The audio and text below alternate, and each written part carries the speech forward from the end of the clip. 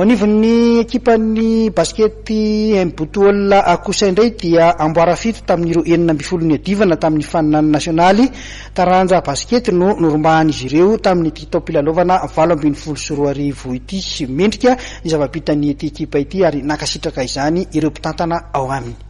Tsara ny vokatra ho an'ny ekipan'ny Mbotola tamin'ny titao-pilalovana 7-12 ity.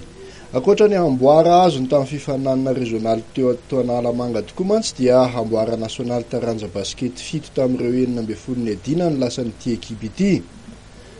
Izany dia teo amin'ny sokajy U12 zazalahy, U14 zazavavy, U16 zazalahy zazavavy, U18 zazavavy, NMB vehivavy ary ny NA vehivavy. Avokatra izay mampiseho ny famatoran'ity ekipa ity.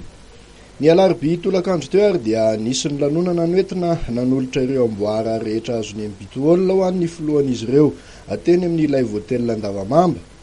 Samy tonga tena toerana avokoa ireo mpilalao sy ray aman-dreny ary mpitantana ao amin'ity ekipan'ny Mbotola ity.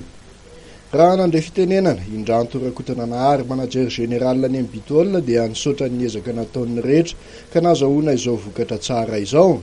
Narak'izay dia nampiseho ny hafaliany ihany koa ny filohan'ny ligna Analamanga basketball Fidy Rasolomanana satria ankoatra ny Mbotola dia norombahan'ny ekipana Analamanga avokoa ny amboara nasionaly rehetra tamin'ity tao-pilalovana ity.